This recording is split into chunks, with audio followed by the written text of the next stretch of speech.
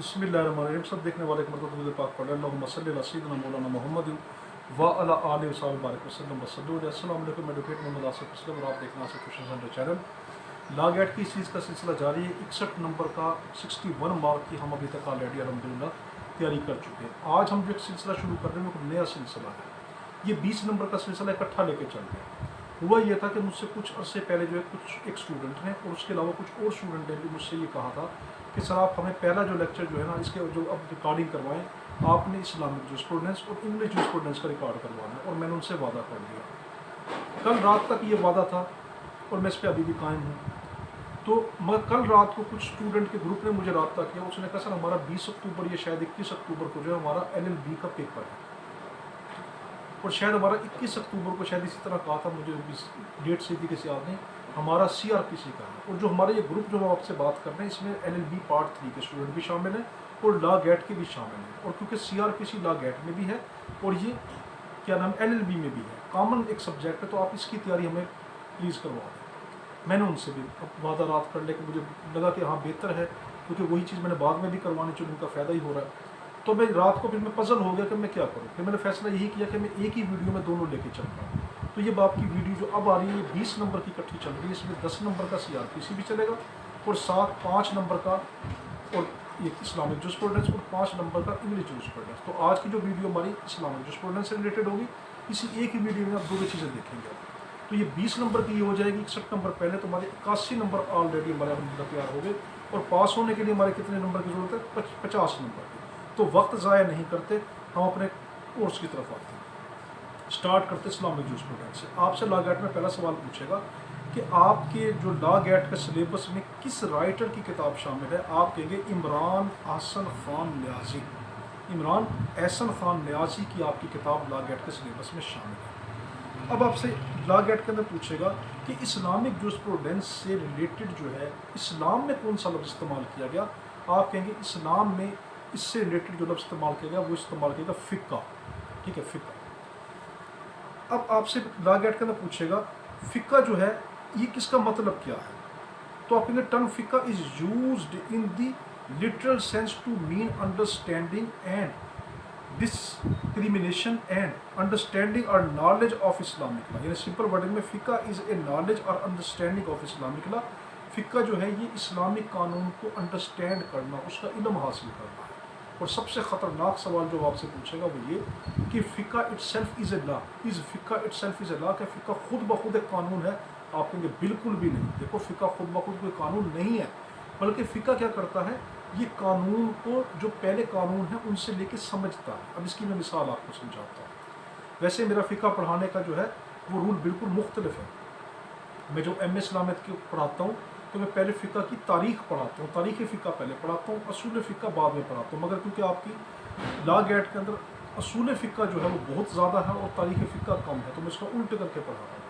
वरना अगर आप उस तरीके से पढ़ें ना जो तारीख़ फ़िक़्ह, फिर आपको बहुत अच्छे तरीके से समझ आएगा। तो चलो खैर, अब हम देख रहे हैं इसको मिसाल से समझते हैं कि फ़िक़्ह itself is not a law. फ़िक़्ह खुद ब खुद कानून नहीं है, ये याद में रखना। ठीक है, बल्कि ये तो उन कानूनों को ऑलरेडी समझता है। मिसाल के तौर पर जो पोल्ट्री फार्म की आप मुर्गी खाते हो जिसको ब्रॉयलर कहते हैं, जब ये मार्केट के अंदर आई तो क्योंकि ये एक नॉर्मल तरीके से पैदा नहीं होती जिस तरीके से एक नॉर्मल मुर्गी पैदा होती है, तो ये सवाल उठा कि इसको खाना जायज़ है या नाजायज़। लोग स्कॉलर्स के पास गए, फुकाहा के पास गए, मुफ्तियों के पास गए, तो उन्होंने बैठ कर क्या किया, उन सब ने एक्सपर्ट्स को बुलाया और उनसे पूछा आप ये बताएं ऑलरेडी पहले से हम कोई ऐसी चीज़ खा रहे जो तकरीबन इसी तरीके से पैदा होती हो। तो उन्होंने कहा हाँ, जो केला, सेब और अनानास, पाइनएप्पल और भी फ्रूट हैं, मगर ये 3 मशहूर फ्रूट है, केला, अनानास और जो हमारे पास एप्पल है, सेब होता है, ये इसी ही तरीके से मिलते जुलते तरीके से पैदा होते हैं। इसको कहते हैं पार्थेनोजेनेसिस या पार्थेनोकार्पी। उसके अंदर बग़ैर मेल के जो स्पोर है, उसके बग़ैर फीमेल का जो ओवम है वो ऑलरेडी डेवलप होकर फ्रूट बना देता है। तो अब उन्होंने कहा कि हम ये चीज़ पहले खा रहे हैं और ये आने वाली एक नई चीज़ है, मुसलमानों के लिए, लोगों के लिए फ़ायदेमंद है, सस्ता है, सहूलत पैदा करेगा, तो उन्होंने इसकी इजाज़त दे दी। अब आपको मैं एक असूल बता दूँ सारा नचोड़ कि फ़ुक़हा कैसे इजाज़त देते हैं। ठीक है, अगर आपसे लॉ गेट में कोई भी सवाल पूछ ले, अपने 3 असूल जहन में रख लेने और उसका कोई भी सवाल पूछे आप ये 3 असूलों को जहन में रखेंगे اور اگر اس سے ٹکراتے نہیں تو آپ اس کو کہہ دیں کہ ہاں یہ جائز ہے. وہ کوئی بھی چیز آپ سے پوچھ سکتا ہے لاگیٹ میں. اصول کیا ہے؟ اگر اس چیز کا ذکر قرآن حدیث میں نہیں اور وہ چیز قرآن حدیث سے ٹکراتی بھی نہیں، اس کے خلاف بھی نہیں جاتی اور اس سے کسی کو تکلیف بھی نہیں ہوتی، تو اس کا کرنا جائز ہوتا ہے. ہر وہ چیز جس کا قرآن حدیث میں واضح ذکر نہ آیا ہو یا قرآن حدیث نے اس کو واضح طور کے اوپر منع نہ کیا ہو، یعنی دیکھو قرآن حدیث نے کسی چیز کو واضح طور پر منع نہ کیا ہو ذکر کر کے، اور وہ چیز قرآن حدیث کے اصولوں سے ٹکراتی نہ ہو اور وہ چیز کسی کو تکلیف نہ دیتی. دوبارہ سن لیں، ہر وہ چیز، وہ آپ سے کچھ بھی پوچھ لے، آپ سے پوچھے گا موبائل کا استعمال جائز ہے اسلام میں یا نہیں. اب آپ دیکھیں قرآن حدیث نے اس کا نام لے کے اس کو منع نہیں کیا. پہلا. دوسرا، قرآن حدیث کے یہ اصولوں سے بھی نہیں ٹکراتا. تیسرا، اس کے استعمال سے کسی کو تکلیف بھی نہیں ہوتی، تو یہ جائز ہے. اس طریقے سے کیا یہ بال پین استعمال کرنا جائز ہے یا ناجائز؟ نہیں. قرآن اور حدیث میں اس کا نام لے کے منع نہ کیا، یہ قرآن حدیث کی تعلیمات سے ٹکراتا بھی نہیں، اور پھر یہ کیا کرتا ہے کہ یہ جو کسی کو تکلیف بھی نہیں دیتا. تو کوئی چیز نام لے کے منع نہ کی گئی ہو، وہ اسلام کے اصولوں سے نہ ٹکراتی اور کسی کو تکلیف نہ دیتی، وہ جائز ہوتی. تو یہ فقہ ہوتا ہے. ٹھیک ہے. تو فقہ it self not is a لا. فقہ خود بخود کوئی قانون نہیں ہوتا. اب آپ سے پوچھے گا جو فقہ کے اندر جو کوئی ہم حکم دیتے ہیں، اس حکم کو ہم کتنے حصوں میں تقسیم کرتے ہیں؟ حکم کیا ہے؟ جو حکم آئے، جیسے نماز کا حکم، قرآن کا حکم، تو ٹھیک ہے، حکم دو طرح کے پھر ہوتے ہیں. ایک حکم کرنے کا ہوتا ہے، ایک حکم نہ کرنے کا ہوتا ہے. جو حکم کرنے کا ہوتا ہے اس کو امر کہتے ہیں. ٹھیک ہے. امر آپ سے لاگٹ پوچھے گا امر کس کو کہتے ہیں؟ وہ حکم جس میں اسلام کچھ کرنے کا آپ کو کہے وہ امر ہوگا، اور جس میں کسی چیز سے منع کر دے گا وہ نہیں ہوگا. ٹھیک ہے. امر اور نہیں. ٹھیک ہے. تو وہ جس کے حکم کرنے کا دیا، جیسے نماز پڑھو یہ امر ہے، روزہ رکھو امر ہے. اور نہیں کس کو کہیں گے؟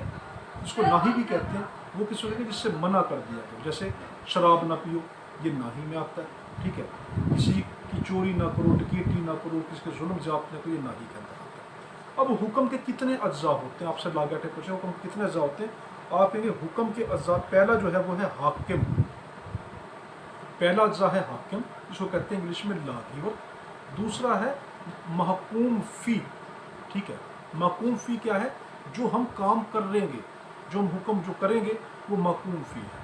اور محکوم علیہ، جو شخص وہ کام کرے گا وہ محکوم علیہ. اب اس کو مثال سے سمجھیں. حکم آیا نماز پڑھو، کس نے حکم دیا؟ اللہ نے دیا. تو اللہ کیا ہو گیا؟ حاکم. اللہ نے حکم کیا دیا؟ نماز پڑھو. اللہ ہو گیا حاکم، یعنی اللہ لاگیور ہو گیا، حاکم ہو گیا. نماز کیا ہے؟ وہ ہمارے پاس محکوم فی ہے. نماز کیا ہے؟ محکوم فی، کیونکہ ہم اس کو پڑھیں گے، یہ ہمارے یہ حکم نازل ہوا. اور میں الحمدللہ مسلمان ہوں، یا ہم الحمدللہ مسلمان ہیں، ہم جو نماز پڑھیں گے ہم محکوم علیہ ہیں. جو عمل کرے گا وہ محکوم علیہ، جو چیز ہم کریں گے وہ محکوم فی، جو حکم دے گا وہ حاکم ہوگا. اللہ حاکم، اس نے حکم دیا نماز کا. محکوم فی، نماز جو تھی محکوم فی تھی.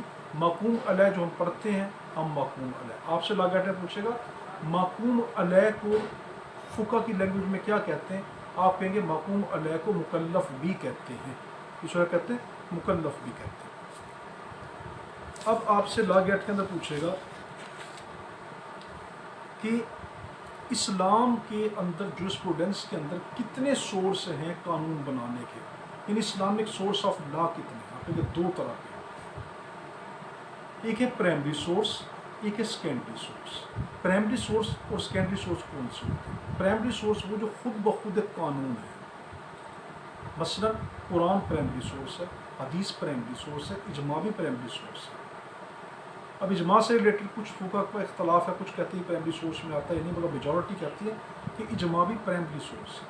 مگر قرآن اور حدیث تو پرائمری سورس ہے بلا اتفاق. کیوں؟ یہ تو خود ایک قانون ہے. ٹھیک ہے. اب ہم دیکھتے ہیں تو کیا پرائمری سورس کون سے؟ جو خود قانون ہو وہ پرائمری سورس.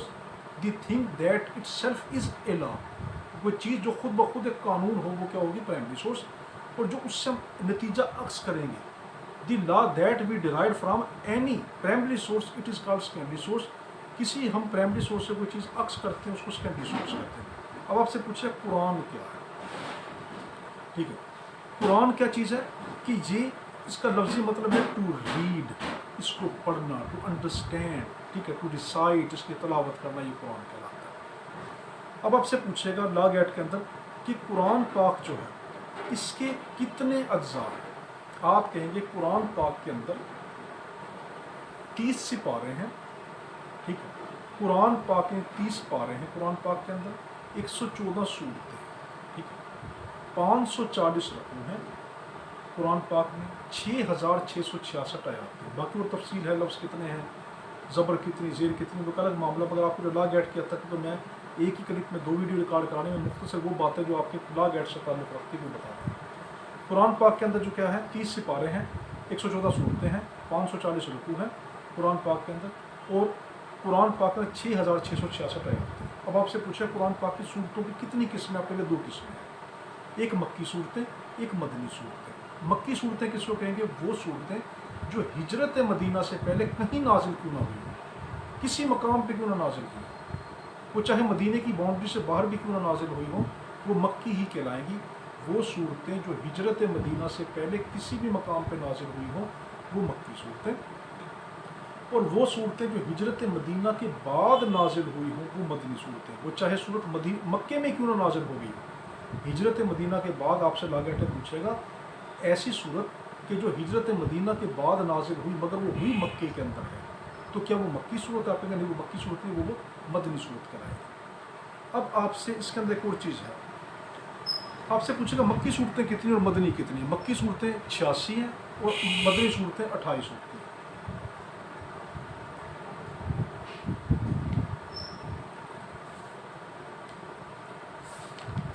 اب آپ سے پوچھے گا اس کے اندر کہ قرآن پاک کی جو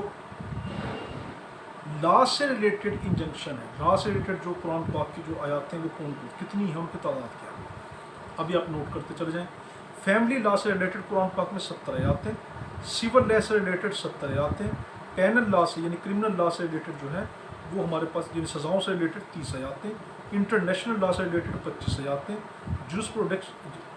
جورسڈکشن پروسیجر سے ریلیٹڈ 13 آیات ہیں، کانسٹیٹیوشنل لا سے ریلیٹڈ 10 آیات ہیں، اور اکانومیکل فائنینشیل لا سے متعلق 10 آیات ہیں. اس کو دوبارہ ریپیٹ کر کے دیکھ لینا کیونکہ ٹائم نہیں ہے، میں بار بار ریپیٹ نہیں کروں گا.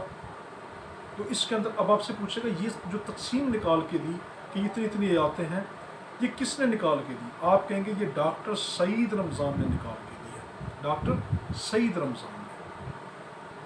اب آپ سے ایک چیز پوچھے گا کہ یہ قرآن پاک کے اندر ٹوٹل جو لیگل آیاتیں ہیں، ٹوٹل جو لیگل لسٹ ہے، ٹوٹل لیگل انجنکشن ہے، ان کی ٹوٹل تعداد کیا؟ آپ کہیں گے 228 آیات ہیں.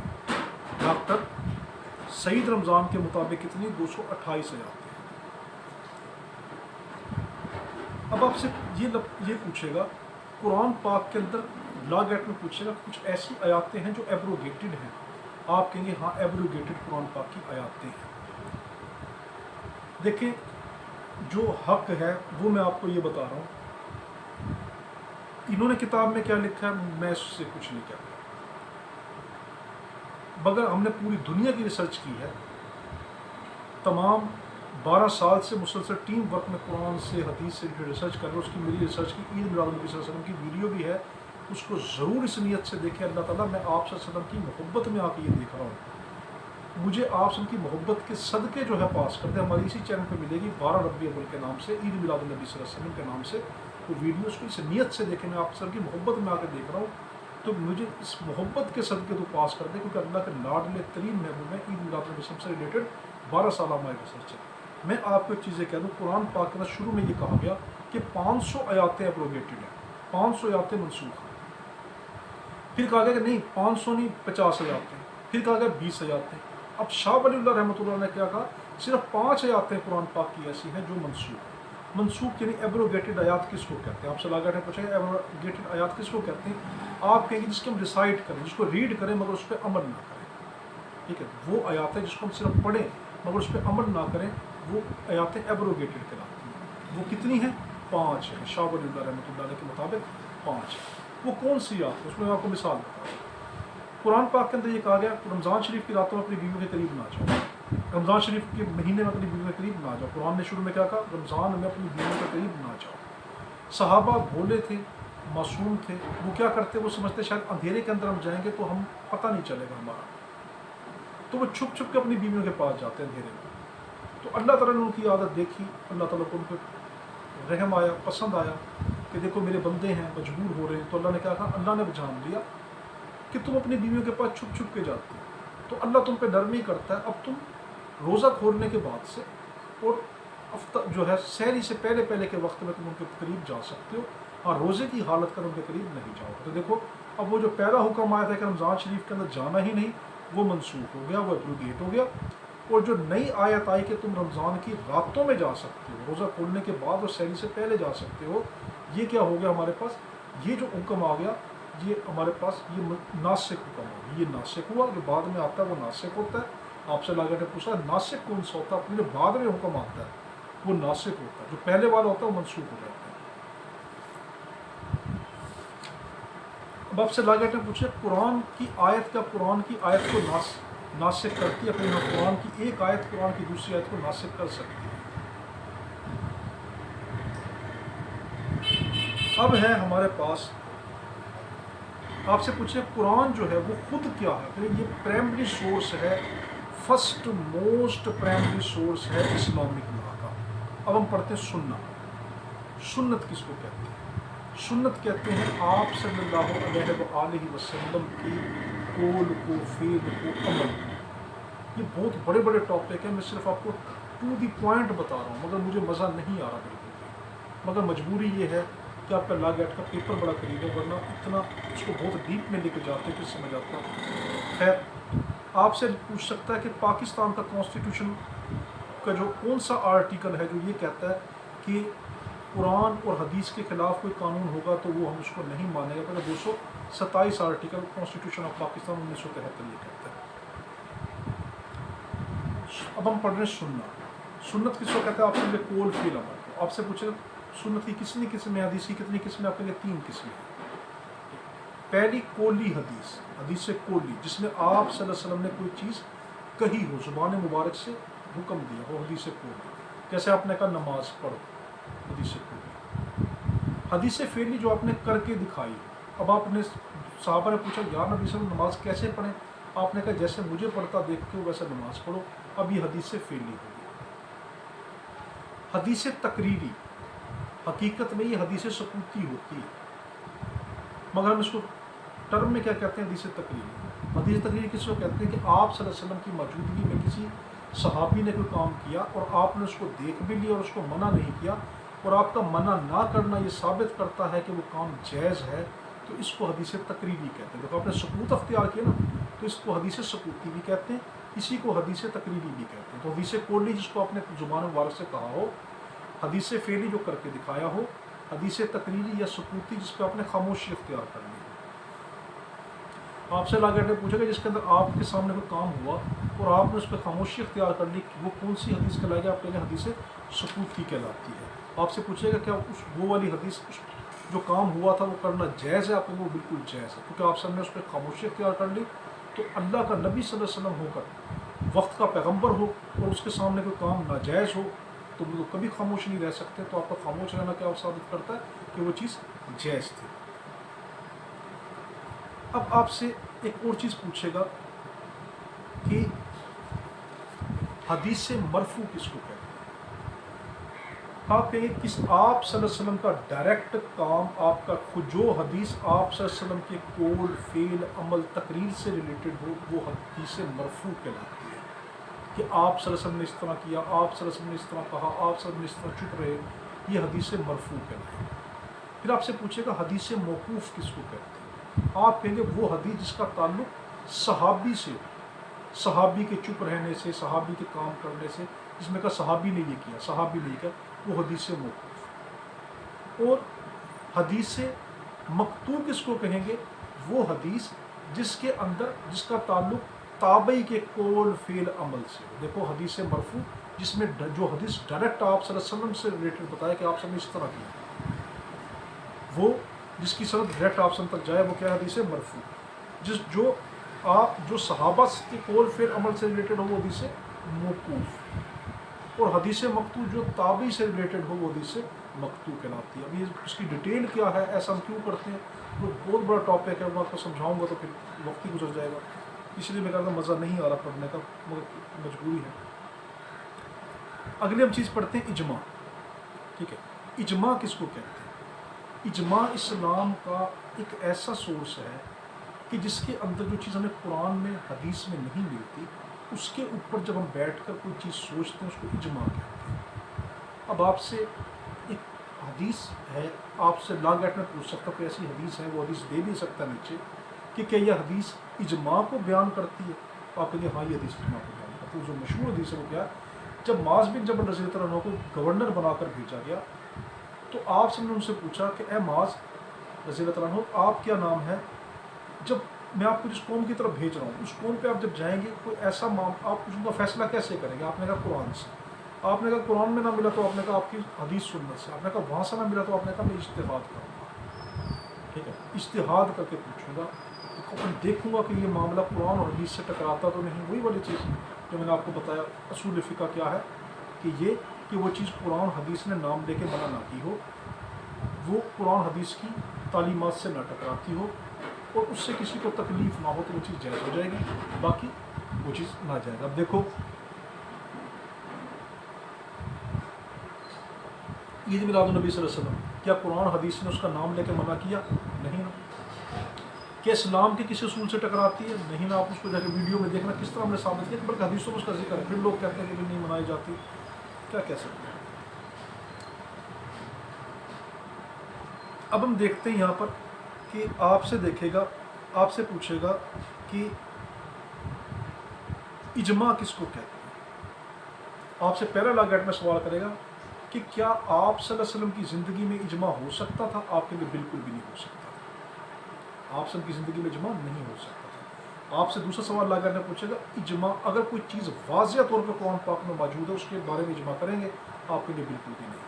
کہ واضح طور کے اوپر مرفوع حدیثوں کے اندر, واضح طور کے اوپر کوئی حدیثوں کے اندر کوئی چیز کا حکم آیا ہے اس پہ اجماع ہوگا, آپ کے لیے نہیں. وہ چیز جو قرآن جس کا ذکر آپ صلی اللہ علیہ وسلم نے نہ کیا ہو, قرآن میں نہ ہو, حدیث میں نہ ہو, اس پہ اجماع ہوگا.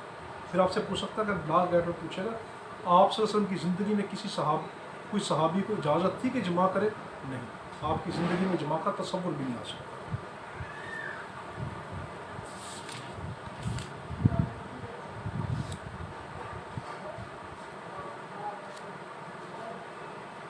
اب آپ سے پوچھے گا کہ ریگولر اجماع کس کو کہتے ہیں؟ آپ کہیں گے وہ اجماع جس کے اندر تمام مجتہدین اکٹھے ہوئے ہوں کسی کام کے اوپر, اور انہوں نے واضح طور کے اوپر سب نے ایک بات کو مان لیا کہ ہاں 20 لوگ تھے, 20 نے کہا میں بھی مانتا ہوں, میں بھی مانتا ہوں, میں بھی مانتا ہوں. یہ آپ کا ہوگا ریگولر. اور اسی کو کیا کہیں گے, اسی اجماع کو ایکسپلکٹ اجماع بھی کہتے ہیں, اس کو ایکسپریس اجماع بھی کہتے ہیں. اس میں واضح طور پر سب کے سب مان جائے وہ ریگولر, ایکسپلکٹ اور ایکسپریس اجماع کہلاتا ہے. وہ اجماع جس کے اندر باقی خاموش رہ جائے اس کو ارریگولر اجماع بھی کہتے ہیں. یہی جو ہے یہ ٹیکٹک اجماع بھی کہلاتا ہے. یہی اجماع سکوتی اجماع بھی کہلاتا ہے کہ اجماع میں 20 لوگ اکٹھے ہو گئے, ایک نے فیصلہ کر دیا کہ یہ کام اس طرح ہے, باقیوں نے اعتراض نہ کیا اور چپ ہو گئے, تو وہ اجماع ارریگولر کہلائے گا, اجماع سکوتی کہلائے گا, ٹیکٹک کہلائے گا. سب سے اہم آپ سے پوچھے گا اجماع رخصت کس کو کہتے ہیں؟ آپ کہیں گے اجماع رخصت اس کو کہتے ہیں کہ جس کے اندر اجماع خود مجتہدین نے نہ دیا, مجتہدین نے اس کے بارے میں کوئی کام نہ کہا ہو, اور وہ نہ حدیث میں ہو نہ قرآن میں. اجماع رخصت کس کو کہتے ہیں جو حدیث میں نہ ہو, قرآن میں نہ ہو, مجتہدین نے خود اس کے بارے میں اجماع نہ کیا, مگر عوام میں وہ اتنا زیادہ رائج ہو جائے کہ عوام اس پہ خود بخود عمل کرنے لگ جائے, اور پھر فقہ بیٹھ کے, مجتہدین بیٹھ کے یہ دیکھیں کہ یار یہ چیز نہ تو قرآن کے خلاف جاتی, وہی غلطی رسول کہ قرآن اور حدیث نے اس کا منع بھی نہیں کیا, قرآن حدیث کے رولوں سے ٹکرا بھی نہیں رہی, اور کسی کو نقصان بھی نہیں دے رہی, اب اس کی اجازت دے دیں گے. حالانکہ انہوں نے خود نہیں کیا اجماع رخصت, انہوں نے خود نہیں کیا بلکہ رخصت دے دی, اجازت دے دی. تو ایسا اجماع جو امت خود بخود کر لے, وہ قرآن کے اصولوں سے نہ ٹکرائے, قرآن حدیث نے اس کو منع نہ کیا ہو, اور وہ کسی کو تکلیف نہ دے, اجماع رخصت کہلاتا ہے. اب ہم دیکھتے ہیں اس کے اندر آگے.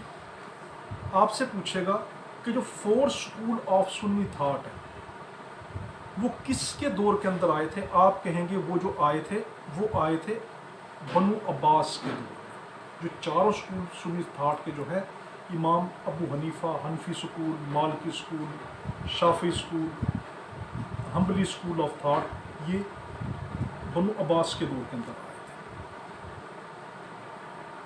آپ سے دوسرا پوچھے گا بخاری شریف کے اندر جو ہے، بخاری شریف جو ہے اس کے اندر کتنی حدیثیں ہیں؟ دیکھو آپ کی کتاب کے اندر لکھی ہوئی ہے 7,000، جو میرے پاس ان کی جو کتاب ہے آپ کی ٹیکسٹ بک اس میں 7,000 ہے، مگر میں سمجھ نہیں پا رہے 7,000 کیسے، کیوں کہ اگر تکرار کے ساتھ حدیثیں لگائیں تو وہ 9,082 حدیثیں بنتی ہیں، اگر تکرار کے علاوہ لگائیں تو وہ تقریباً 3,300 کچھ حدیثیں بنتی۔ 7,000 کس طرح لکھا؟ برحال آپ کے لاگیٹ میں ہے، آپ 7,000 پہ ٹک کر دینا۔ اب آپ سے ایک اور چیز پوچھے گا، جو قرآن پاک ہے اس کی جو آیاتیں ہیں وہ کیا ریٹن شکل میں آپ صلی اللہ علیہ وسلم کو دی تھی؟ آپ کہیں گے نہیں، بلکہ ریویلڈ ہوئی تھی۔ تو آپ سے پوچھے گا ریویلیشن بھی پرائمری سورس بن سکتا ہے؟ آپ کہیں گے بن سکتا ہے۔ پھر آپ سے پوچھے گا سنی اسکول آف تھاٹ کی تعداد کتنی ہے؟ آپ کیا کہیں گے؟ اس کی تعداد 4 ہے۔ آپ سے پوچھے کون کون سے، آپ سنی اسکول آف تھاٹ کے نام یاد رکھ لیں، امام یہ کہنا ہے حنفی اسکول تھاٹ امام ابو حنیفہ کا، مالکی اسکول آف تھاٹ امام مالک کا، شافی اسکول آف تھاٹ امام شافی کا، اور حنبلی اسکول آف تھاٹ امام حنبل کا۔ اب آپ سے پوچھے گا کہ مفتی جو ہوتا ہے اس کا سٹیٹس کیا ہوتا ہے؟ آپ کہیں مفتی کا جو سٹیٹس ہوتا ہے وہ ایک لیجسلیچر کے طور پر ہوتا ہے، ٹھیک ہے؟ مفتی ایک لیجسلیچر ہوتا ہے کہ وہ قانون جو ہے وہ بنا سکتا ہے، مگر فقہ خود ایک قانون نہیں ہے، ذہن رکھنا، فقہ خود قانون نہیں، وہ قانون بنا سکتا ہے، آلریڈی موجودہ قانون کو نظر میں رکھ کے مفتی قانون بنا سکتا ہے۔ مثلا میں یہ مفتی کے پاس جاؤں کہ مفتی صاحب میں نے کمرے میں نماز پڑھی، حدیث میں ہے کہ آپ جس کمرے کے اندر تصویر دیکھیں کسی جاندار کی اور پھر آپ جان بوجھ کے وہاں پہ نماز پڑھیں تو آپ نے حرام کے نزدیک کام کیا۔ کسی بھی جگہ پودے کو نکال کر، پودے درختوں کو نکال کے، وہ پرندے کی ہو، چرندے کی ہو، انسان کی ہو، بچے کی ہو، پیر و مرشد کی ہو، کسی ولی کی ہو، کوئی بھی تصویر ہو، جاندار کی تصویر ہو، آپ نے اس میں جان بوجھ کے نماز پڑھی، آپ نے حرام کے نزدیک کام کیا، تو آپ کو نماز آپ کی نہیں ہوئی، آپ کو دوبارہ لوٹانی پڑے گی۔ تو اب میں اس فقہ کے پاس جاؤں اور پوچھوں کہ دیکھو جو جیب کے اندر میرے جو نوٹ ہے اس پہ بھی تو قائد اعظم کی تصویر ہے، اب میں وہ جیب میں رکھ کے پڑھتا ہوں، تو اب فقہ کیا کریں گے کہ بھائی باقی بات تو ٹھیک ہے، تو اب مفتی لیجسلیچر ہوا نا کہ اس نے اس کا رول کیا نکالا انہوں نے بیٹھ کر کہ کیونکہ اگر ہم اس کی اجازت نہیں دیں گے تو اب لوگ نماز کی حالت پر نوٹ کہاں جمع کروائیں گے، امت میں بڑا بگاڑ پیدا ہو جائے گا۔ تو پھر انہوں نے کیا اجازت دی؟ ہاں جیب میں رکھ کے نماز ہو جائے گی، اس پہ قائد اعظم کی تصویر بنی ہوئی ہے، جاندار تھے وہ، مگر کسی نے سامنے اگر رکھ کے نماز پڑھی پھر نماز نہیں ہوتی۔ تو دیکھو لیجسلیچر تھا اس کو، انہوں نے یہ کیا۔ اب آپ سے آگے پوچھ سکتا ہے، آپ سے یہ پوچھ سکتا ہے کہ امام ابو حنیفہ جو ہے، ٹھیک، وہ ان کا خطاب کیا ہے؟ آپ کہیں ان کا خطاب ہے امام اعظم، ٹھیک ہے، کیا امام اعظم ان کا خطاب ہے؟ آپ سے پوچھ سکتا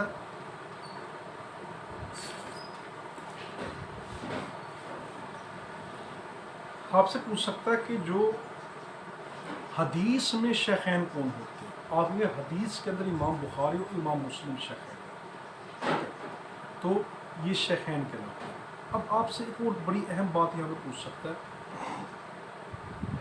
وہ یہ پوچھ سکتا ہے کہ جو امام، ایک کون سے ایسے امام ہیں کہ جو محدث بھی ہیں اور فقیہی بھی ہیں؟ آپ کہیں گے امام احمد بن حنبل محدث بھی ہیں اور فقیہی بھی ہیں۔ آپ سے پوچھے گا آپ کی امام احمد بن حنبل کی کتاب جو حدیث کی اس کا نام کیا؟ آپ کہیں گے اس کا نام ہے المسند، ٹھیک ہے، المسند، امام احمد بن حنبل کتاب کا نام ہے المسند، مگر جس نام سے مشہور ہے المسند امام احمد بن حنبل۔ آپ سے پوچھے گا اس کے اندر کتنی روایات ہیں، کتنی حدیثیں؟ کہیں 40,000 اس کے اندر حدیثیں ہیں۔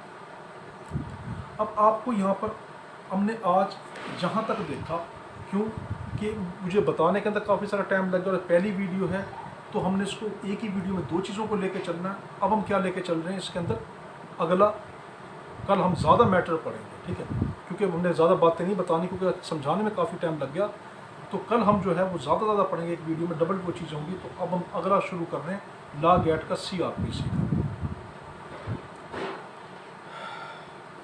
اب ہم CRPC کا شروع کر رہے ہیں۔ CRPC کے اندر آپ سے پوچھے گا کہ اس CRPC کا نام کیا ہے۔ پہلا سوال لا گیٹ نے پوچھا، اس کا نام کیا ہے؟ Code of criminal procedure 1898، code of criminal procedure 1898۔ اب آپ سے پوچھے گا یہ کب پاس ہوا؟ آپ کہیں گے 22 مارچ 1898 کو، 22 مارچ 1898 کو یہ پاس ہوا، یہ قانون بنا۔ آپ سے پوچھے گا انفورس کب ہوا؟ آپ کہیں گے 1 جولائی کو، ٹھیک ہے، یہ 1 جولائی 1898 کو انفورس ہوا تھا۔ تو یاد رکھنا انفورس ہوا تھا 1 جولائی 1898 کو، اور پاس جب ہوا تھا یہ ہوا تھا 22 مارچ 1898۔ اب آپ سے اگلا سوال لا گیٹ میں پوچھے گا جو CRPC ہے یہ کیا کرنے کے لیے آیا تھا، یہ کیوں آیا؟ آپ کہیں گے یہ ان لا کو جو CRPC سے پہلے جو لا تھے، ان لا کا تعلق پروسیجر سے ہے، ٹھیک ہے، CRPC سے پہلے جو لا تھے جن کا تعلق پروسیجر، کرمنل پروسیجر سے تھا۔ پروسیجر کا لفظ نہ بھول جانا، بس پھر بار بار کہہ رہا ہوں پروسیجر کا لفظ نہیں بھولنا۔ یہ ان تمام قوانین کو جو کرمنل پروسیجر سے تعلق رکھتے تھے ان کو امینڈ کرنے کے لیے آیا، ترمیم کرنے کے لیے آیا، چینج کرنے کے لیے آیا، اور ان کو کنسولیڈیٹ کرنے کے لیے آیا، ان کو اکٹھا کرنے کے لیے آیا۔ تو کیا کہ CRPC کس لیے آیا تھا؟ پچھلے جو کرمنل پروسیجر میں بار بار کہہ رہا ہوں، پروسیجر جو تھے ان کو امینڈ کرنے کے لیے اور کنسولیڈیٹ کرنے کے لیے۔ اب آپ سے اگلا سوال لا گیٹ پوچھے گا جو CRPC ہے، کرمنل پروسیجر کوڈ جو ہے، یہ پروسیجرل لا ہے کہ یہ سبسٹینٹیو لا ہے؟ آپ کہیں گے یہ پروسیجرل ہے، اس کا نام ہی بتا رہا ہے کوڈ آف سول پروسیجر۔ یہ پروسیجر سے تعلق رکھتا ہے، عدالتوں میں کیسے کاروائیاں ہوں گی، گرفتار کیسے کیا جائے گا، کیا کچھ ہوگا، اس کے ریلیٹڈ ہے۔ اب آپ سے پوچھے گا جو CRPC ہے یہ ایک جنرل لا ہے، اسپیشل لا ہے، یا لوکل لا ہے؟ آپ کہیں گے CRPC جو ہے یہ ایک جنرل لا ہے۔ جنرل لا کس کو کہتے ہیں؟ جو پورے ملک کے اوپر، پورے اس کے لوگوں کے اوپر جو اپلائی ہو، ایک پوری ٹیریٹری کے اوپر اپلائی ہو، پوری اسٹیٹ کے اوپر اپلائی ہو، اس کے تمام لوگوں پر اپلائی ہو، تو وہ جنرل لا ہے۔ تو CRPC جنرل لا ہے۔ اب آپ سے پوچھے گا اس کی ایکسٹینشن کہاں تک ہے؟ آپ کہیں گے it is extend two whole of Pakistan, یہ پورے پاکستان پہ اپلائی ہوگا۔ اس کی سیکشن جو 2 ہے وہ ریپیل ہے، ہم نے سیکشن 1 پڑھ لی، اس کا شارٹ ٹائٹل کیا ہے کہ کوڈ آف کرمنل پروسیجر 1898، اور اس کی ایکسٹینشن کیا ہے؟ پورے پاکستان پہ اپلائی ہوگا۔ سیکشن 2 اس کی ریپیلڈ ہو چکی ہے۔ سیکشن 3 کیا کہتا ہے؟ Reference to code of criminal procedure and other repeal enactment, کہ جو ادر ریپیل انیکٹمنٹ ہیں وہ بھی اس کے اندر کیا چیز ہے جو اس سے پہلے پاس ہوئے تھے، اس سے پہلے ان کا جو ذکر تھا، ان کا جو ریفرنس تھا، وہ بھی اس کے اندر شامل کر دی گئی۔ سمپل سی بات، جو اس سے پہلے جو قوانین تھے وہ بھی امینڈ ہو کر، وہ بھی کنسولیڈیٹ ہو کر اس میں شامل ہو جائے گا۔ اب جو سب سے اہم ہے آپ نے وہ اس کے اندر دیکھنا ہے، آپ سے ہی کہے گا کہ پہلے لا گیٹ میں کہے گا کہ جو پہلے جوائنٹ سیشن جج کہا گیا تھا، کرمنل پروسیجر سے پہلے جو جوائنٹ سیشن جج کہا گیا تھا، اس کا آج کیا مطلب ہے؟ آپ کہیں گے اس کا مطلب ہے ایڈیشنل سیشن جج۔ CRPC کے انفورس ہونے سے پہلے جو جوائنٹ سیشن جج کیا کہا گیا تھا وہ آج ہے ایڈیشنل سیشن جج۔ آپ سے پوچھے گا CRPC کے انفورس ہونے سے پہلے جو سب آرڈینیٹ مجسٹریٹ فرسٹ کلاس ہوتا تھا، آج اس کو کیا کہتے ہیں؟ پہلے نام کیا تھا؟ Subordinate magistrate first class, آپ اس کو کہیں گے مجسٹریٹ آف فرسٹ کلاس، آج ہے مجسٹریٹ آف فرسٹ کلاس۔ پہلے اس کا نام کیا ہوتا تھا؟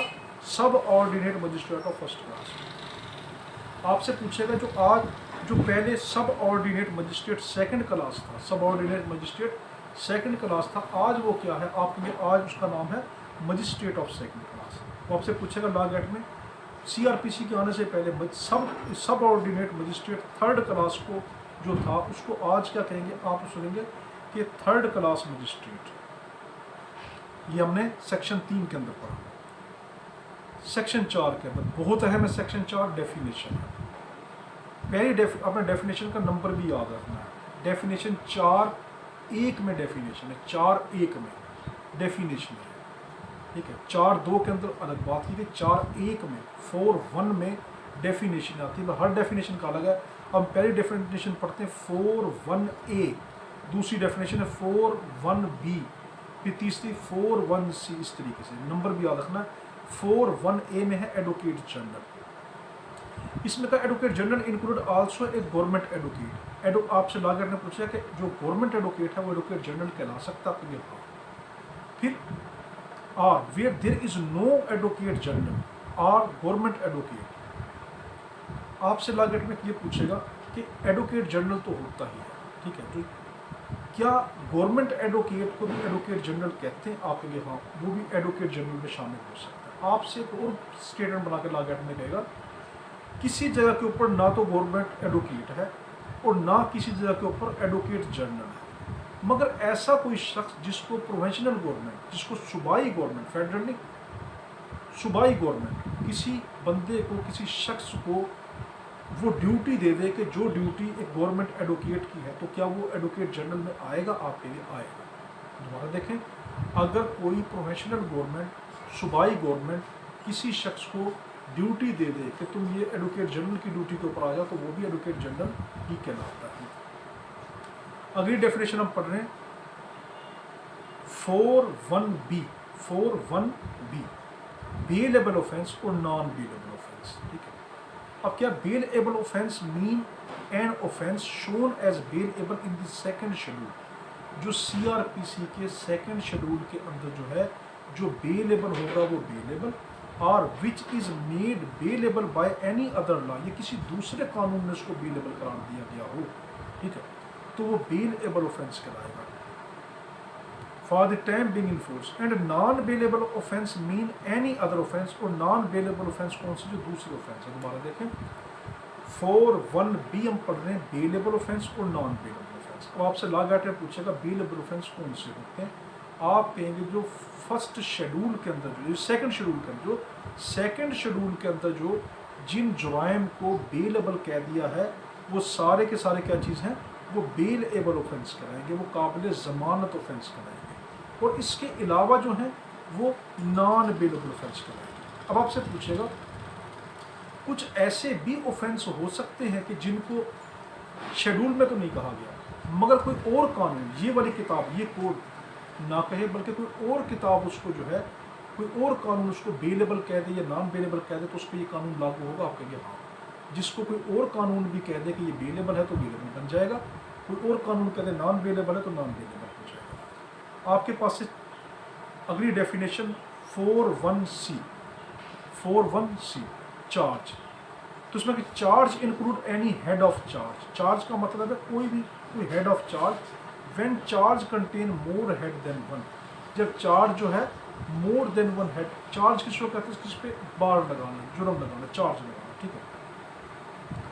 तो आपकी सीआरपीसी में इसकी डेफिनेशन क्या है? देखो सीआरपीसी में यही डेफिनेशन ठीक होगी, बाकी नहीं। चार्ज का मतलब है charge include any head of charge when the charge contain more head then one, तो ये वाली डेफिनेशन ठीक होगी सीआरपीसी में, बाकी कोई डेफिनेशन देना सही नहीं होगी। अब हमारे पास अगली जो है वो हज़फ है, हमारे पास अब वो रिपील्ड हो चुकी है, हज़फ हो चुकी है। अब अगली पढ़ रहे हैं 4.1f, सी के बाद डायरेक्ट हम आ गए एफ के ऊपर। कॉग्निजेबल ऑफेंस और कॉग्निजेबल केस किसको कहते हैं? कॉग्निजेबल ऑफेंस किसको कहेंगे? जो सेकंड शेड्यूल के मुताबिक, देखो आपसे, जो सेकंड शेड्यूल के मुताबिक जिसके अंदर पुलिस बगैर वारंट के गिरफ्तार कर सके, वो कॉग्निजेबल है। सिंपल वर्डिंग में, जिस केस के अंदर पुलिस बगैर गिरफ्तारी वारंट के किसी शख्स को गिरफ्तार करती है, वो कॉग्निजेबल ऑफेंस कहलाता है। और वो ऑफेंस जिसमें पुलिस किसी को बगैर वारंट के गिरफ्तार ना कर सके, वो नॉन कॉग्निजेबल ऑफेंस कहलाता है। अब आपसे पूछेगा कौन से शेड्यूल के अंदर आता है? पहले सेकंड शेड्यूल के मुताबिक जो है वो कॉग्निजेबल ऑफेंस बनता है, अगर उसको बगैर वारंट के गिरफ्तार करेंगे। अब आपसे एक और इसमें लॉ में पूछ सकता है कि सेकंड शेड्यूल में तो नहीं है इसका जिक्र, मगर कोई और कानून उसको कॉग्निजेबल बना सकता है, नॉन कॉग्निजेबल बना सकता है? पहले हाँ, इस किताब के अलावा कोई और कानून भी किसी जराइम को कॉग्निजेबल बना सकता है, नॉन कॉग्निजेबल بنا سکتا ہے۔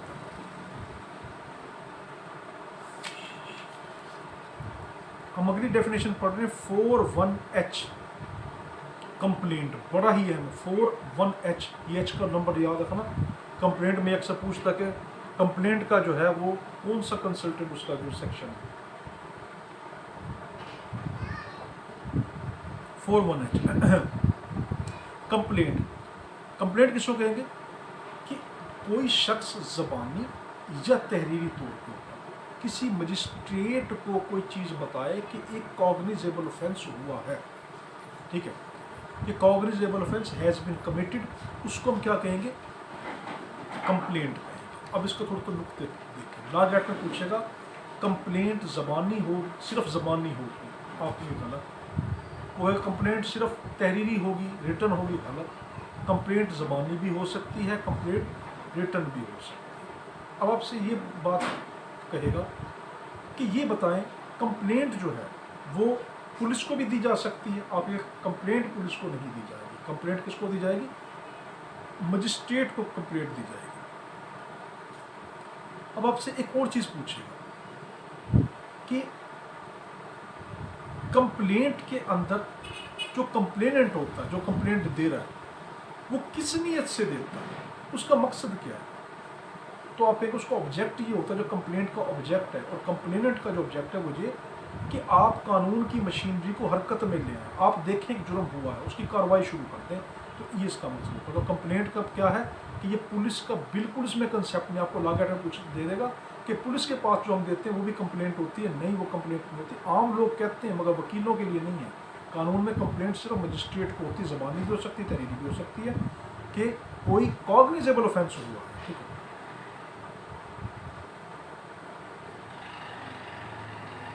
کہ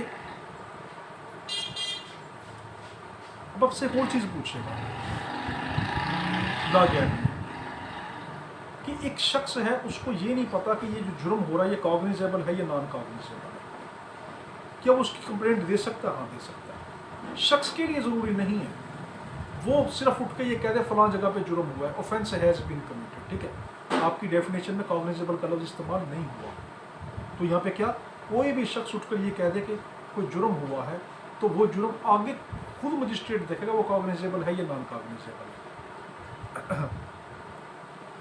آپ کی اگلی ہے ہمارے پاس 1، اگلی حذف ہو گئی، اس کے بعد ہمارے پاس آگے ہے کہ 41J، 41J میں کہا ہائی کورٹ۔ ہائی کورٹ کا نام کیا ہے؟ High court mean the highest court of criminal appeal, criminal revision for a province, ایک صوبے کے لیے۔ اب آپ کو لا گیٹ میں غلط اسٹیٹمنٹ کیا دے گا ہائی کورٹ سے ریلیٹڈ؟ آپ سے کہے گا it is the highest court of whole Pakistan, غلط۔ پھر ہائی کورٹ سے کیا کہے گا؟ It is the highest court of federal, غلط۔ It is a highest court of province. اب کیا آپ سے یہ لا گیٹ میں اگلی اسٹیٹمنٹ بنا کے دے گا کہ یہ جو اوریجنل جورسڈکشن کے لحاظ سے ہائیسٹ کورٹ ہے؟ آپ کہیں گے نہیں، یہ کریمنل اپیل کے لحاظ سے ہائیسٹ کورٹ بھی ہے اور ریویژن کے لحاظ سے بھی۔ آپ سے کہے گا صرف یہ کریمنل اپیل کے لحاظ سے ہائیسٹ کورٹ ہوتی ہے ہائی کورٹ، ریویژن کے لحاظ سے نہیں ہوتا ہے۔ آپ کہیں گے نہیں، یہ ریویژن کے لحاظ سے بھی ہائیسٹ کورٹ ہوتی ہے اور یہ اپیل کے لحاظ سے بھی ہائیسٹ کورٹ ہوتی ہے، مگر صرف ایک صوبے کے لیے، اونلی فار ون پروونس، جس صوبے کی وہ ہے۔ اگلی ہم ڈیفینیشن پڑھ رہے ہیں 41K، انکوائری۔ انکوائری کس کو کہتے ہیں؟ Inquiry include every inquiry other than trial conducted under this code by magistrate or court. Inquiry کیا ہوتی ہے؟ انکوائری کہتے ہیں ٹرائل کے علاوہ جو بھی پروسیڈنگ مجسٹریٹ کرتا ہے یا جو بھی پروسیڈنگ جو ہوتی ہے وہ عدالت کرتی ہے، اس کو ہم کیا کہتے ہیں؟ انکوائری کہتے ہیں۔ اب آپ کو لا گیٹ میں کہے گا انکوائری انکلوڈ ٹرائل، غلط، انکوائری میں ٹرائل شامل نہیں ہے۔ آپ سے لا گیٹ میں کہہ سکتا ہے کہ inquiry is only conducted before the trial. آپ کو کہے گا کہ انکوائری جو ہے صرف ٹرائل سے پہلے ہو سکتی ہے، غلط، ٹرائل سے پہلے بھی ہو سکتی ہے، ٹرائل کے درمیان بھی کوئی انکوائریاں ہو سکتی ہیں، ٹرائل کے بعد بھی ہو سکتی ہے۔ مثال کے طور پہ آپ کا کیس قتل کا چل رہا ہے، اسی کے اندر کوئی ایسا ثبوت آ جاتا ہے کہ یہ قتل جو تھا اس کے لیے فلاں ہتھیار اس جگہ سے لیا گیا تھا، اس جگہ سے نہیں لیا گیا جس پہ ذکر ہے، तो उसकी इंक्वायरी अदालत कहेगी कि इंक्वायरी कर कराओ कि देखो कि वो इंक्वायरी की अदालत करेगी कि क्या वाकई ये वाला जो हथियार था जो हमने कहा कि ये भावलपुर से ख़रीदा गया था, ये तो कहता है कि ये जो हथियार था ये हथियार तो लिया गया था पेशावर से, तो उसकी इंक्वायरी कर सकते। तो इंक्वायरी क्या है, वो ट्रायल के अलावा कोई प्रोसीडिंग की इंक्वायरी होगी। ये ट्रायल से पहले भी हो सकती है, ट्रायल के दरमियान भी हो सकती है, ट्रायल के बाद भी हो जाती है। इन्वेस्टिगेशन, अब अगली डेफिनेशन पढ़ रहे हैं 4.1L इन्वेस्टिगेशन, नाम याद रखना 4.1L। इन्वेस्टिगेशन कुछ होंगे, इन्वेस्टिगेशन क्या होती है? इन्वेस्टिगेशन कोई पुलिस ऑफिसर करता है या कोई वो शख्स जो मजिस्ट्रेट ना हो। देखो मजिस्ट्रेट के अलावा कोई भी जो इन्वेस्टिगेशन करता है, कोई भी जो तफ्तीश करता है, वो इन्वेस्टिगेशन कहलाती है। हकीकत में इन्वेस्टिगेशन पुलिस करती है, मगर मजिस्ट्रेट किसी शख्स की ड्यूटी लगा दे तो वो भी इन्वेस्टिगेशन कर सकता। लॉ एक्ट में कैसे पूछेगा? लॉ एक्ट में कहेगा कि मजिस्ट्रेट इन्वेस्टिगेशन कर सकता, कभी गलत। इन्वेस्टिगेशन कौन करती है? पुलिस करती है। आपसे लॉ एक्ट में पूछेगा एक शख्स पुलिस तो नहीं है मगर उसको मजिस्ट्रेट अथोराइज कर दे कि तुम इन्वेस्टिगेशन करो, तो वो इन्वेस्टिगेशन कर सकता है पहले? हाँ, वो कर सकता है।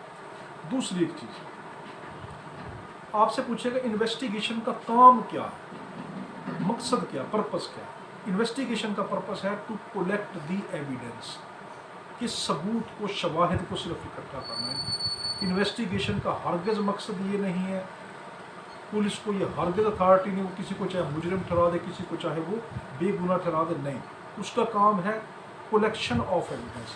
The basic purpose of any investigation is to collect the evidence and the basic purpose of any trial is to determine the truth. ठीक है, ट्रायल का क्या मतलब है कि वो ट्रूथ को देखे, सच्चाई को। आपसे पूछेगा जो इंक्वायरी जो हमने पीछे पढ़ी, इंक्वायरी का मकसद क्या होता है? वो ट्रूथ देखती है कि ये बात सच्ची है या झूठी है। और आपसे पूछेगा ट्रायल की क्या होती है, ट्रायल का क्या मकसद आता है? मैं ज़िम्मेदारी यहाँ पर बता रहा हूँ। ट्रायल का क्या मकसद होता है? उसका मकसद ये होता है कि हम किसी को ये तो कन्विक्ट करें, ठीक है, या इसको एक्विट करें, या किसी को रिहा कर दें, या किसी को सज़ा दे दें। तो इंक्वायरी का मकसद होता है, इंक्वायरी का पर्पस क्या है, इंक्वायरी का मकसद क्या है? सच्चाई देखना कि सच्चाई की बात सच्ची है या गलत। ट्रायल का मकसद क्या है? किसी शख्स को या तो कैद कर देना एंड पे, या उसको रिहा कर देना। इन्वेस्टिगेशन का पर्पस क्या है, मकसद क्या है? Only for collection of evidence investigation has been carried. Investigation carried की जाती सिर्फ किसके लिए? शवाहिद इकट्ठे करने के लिए। अब हम पढ़ रहे हैं 4.1M judicial magistrate, judicial proceeding, judicial proceeding. 4.1M का मतलब है जुडिशियल प्रोसीडिंग, अदालती कार्रवाई किसको कहते हैं? Judicial proceeding include any proceeding in the court of which evidence is और may be legally taken on oath. देखो इसको डेफिनेशन को जरूर याद करना। फिर डेफिनेशन को आपने इससे नहीं पढ़ी, लफ्ज़ ब लफ्ज़ नहीं पढ़ी, आप समझे कि आपको नंबर आपने अपने ज़ाया कर दिया। इसलिए बगैर डेफिनेशन पढ़े आपका चारा नहीं। तो जुडिशियल प्रोसीडिंग किसको कहेंगे? कि जुडिशियल प्रोसीडिंग उसको कहेंगे कि जो कोई अदालत के अंदर हो और जिसका मकसद क्या हो, उसका मकसद एविडेंस लेना हो, ये एविडेंस लिए जा सकते हो ऑन ओथ। ठीक है, तो क्या इंक्लूड एनी, जुडिशियल प्रोसीडिंग का मतलब इसमें ये भी शामिल है include any proceeding. Judicial proceeding में अदालती कार्रवाई तो है ही है, मगर उसमें ये चीज़ भी शामिल है कि जिसके ज़रिए से हम एविडेंस लेते हों या ले सकते हो। ठीक है, तो आज हमने यहाँ तक देखा, क्योंकि आज की जो वीडियो थी मेरे भाई, इसके अंदर मैंने आपको काफ़ी सारी बातें बताई भी। पहली वीडियो थी और अचानक बनानी पड़ गई। मैंने तो कुछ और सोच के रखा था कि हाँ मैं आज वो जूरिस्प्रूडेंस का दूंगा, फिर अचानक बनानी पड़ गई। और फिर बनानी भी उस टाइम पड़ी कि रात में जो था वो घर को सजा रहा था, झंडियाँ वगैरह लगा रहा था, लाइटिंग वगैरह लगा रहा था, फिर ना सही तरीके से मैं उसको देख पाया। फिर सुबह सुबह उठ के जो और काम थे तो एमरजेंसी में बनाई, इसलिए मैटर्स में शार्ट दिया। अगली वीडियो जो है उसमें आपको बहुत ज़्यादा इंशाल्लाह मैटर मिलेगा। तो हमारे में दुआ करना, अल्लाहुम्मा सल्ली अला सय्यिदिना मौलाना मुहम्मद व अला आलिहि व सल्लम। अल्लाह हाफ़िज़।